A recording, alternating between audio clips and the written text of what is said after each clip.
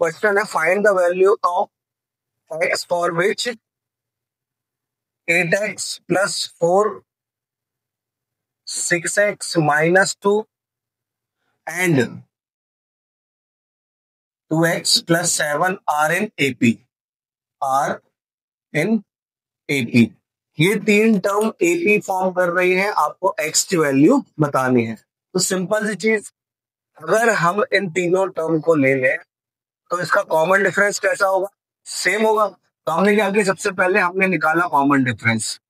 First first term और second term का common difference क्या हो जाएगा? Second term minus first term 8x plus 4। ठीक है, सॉल्व कर दो आप।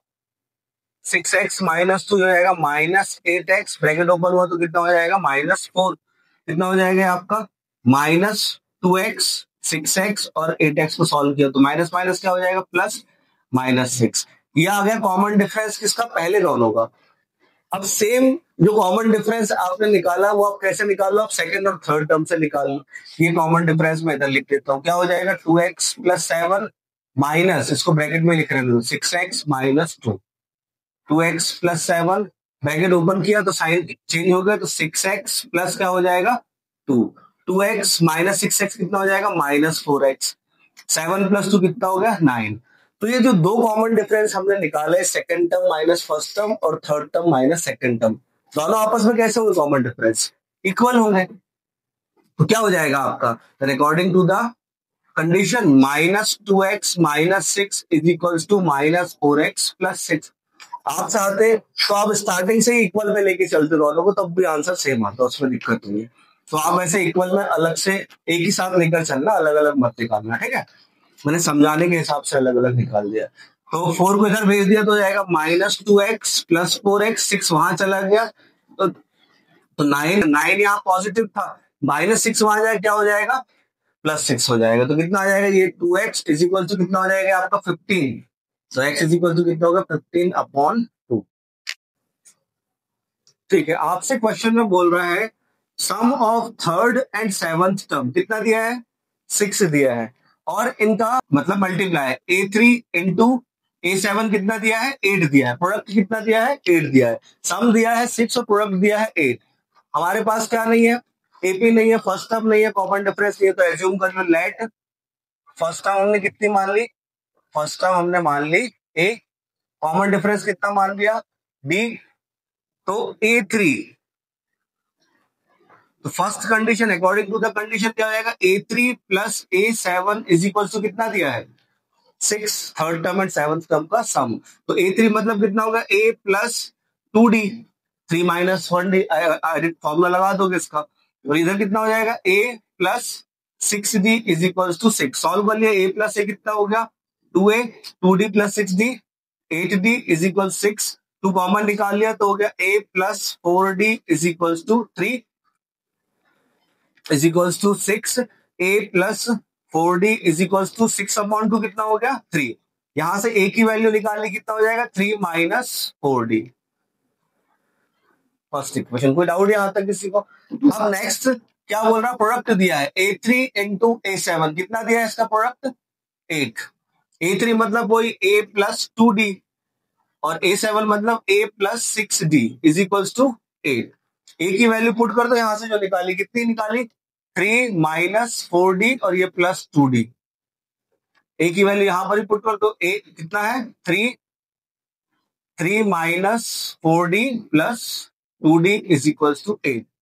इसको सॉल्व कर लो, कितना हो जाएगा? 3 माइनस 2D हो जाएगा, ये माइनस 4D प्लस 2D। इसको सॉल्व किया कितना हो जाएगा? 3 माइनस 4D प्लस कितना था? ये 6D था, यहाँ पर यहाँ गलती कर दी थी। तो ये कितना हो जाएगा? 3 प्लस हो जाएगा 2D इज इक्वल्स टू 8। ये बन गई identity, A plus B A minus B क्या हो जाएगा? A square minus B square is equals to 8। 3 का स्क्वायर हो गया 9 माइनस 2 का square 4, B square is equals to 8। 9 को इधर भेज दो या 8 को इधर भेज दो, सबसे अच्छा 8 को इधर भेज दिया, 4D को उस साइड भेज दिया तो हो जाएगा 4D square. 9 minus 8 is equal to 4D square. तो 1 इज इक्वल टू कितना हो गया? 4D square. तो फाइनल डी स्क्वायर की वैल्यू कितनी आ गई? 1/4। तो D की वैल्यू आ गई प्लस माइनस 1/2। आया समझ में? अब दो वैल्यू डी की हो जाएगी, तो दो वैल्यू किसकी आएगी? एक ही वैल्यू आएगी, दो वैल्यू। तो if D is equal to, मान लीजिए हमने +1/2 लिया, तो यहां पर पुट कर दो, कितना हो जाएगा? ए, फर्स्ट इक्वेशन से 3 माइनस 4 × 1/2, 2 से 4 कट गया 2 टाइम्स, तो ए की वैल्यू कितनी आ गई? 3 - 2, कितना आ गया? A 1। If D is equal to -1/2, -1/2 put कर दिया, तो ए कितना आ जाएगा? ए की वैल्यू आएगी, ए इज इक्वल टू 3 -1/2, सॉरी 4 × -1/2। तो 3 माइनस माइनस हो गया प्लस, और ये 2 से 2 कटे कितना आएगा? तो 3 + 2 कितना हो गया यहाँ पर? 5। ए की वैल्यू कितनी आ गई? 5। अब ये ध्यान में रखना भाई, ए की डी की वैल्यू जब 1/2 थी, तब ए कितना आया? 1। और डी की वैल्यू जब -1/2 थी, तो ए कितना आया? 5। आया सब? क्या हो गया? अब क्या निकालना, क्या इस क्वेश्चन में हमें निकालना, find the sum of first 16 term, यही फाइंड करना है, यही निकालना ना, सम ऑफ 16 टर्म।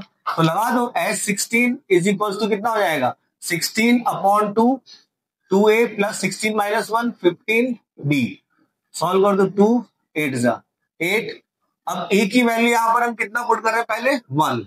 ए की वैल्यू 1 पुट करी, तो डी कितना लेना पड़ेगा आपको? डी लेना पड़ेगा कितना? 1/2। सॉल्व कर दो, 8 कितना हो जाएगा? 2 × 1 2, और 15/2।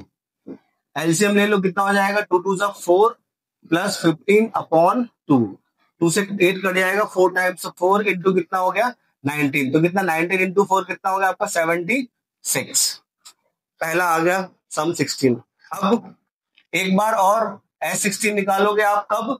जब ए की वैल्यू कितनी हो जाएगी? 5, और डी की वैल्यू कितनी हो जाएगी? -1/2। तो ये आप लोग निकाल लेना, आ जाएगा।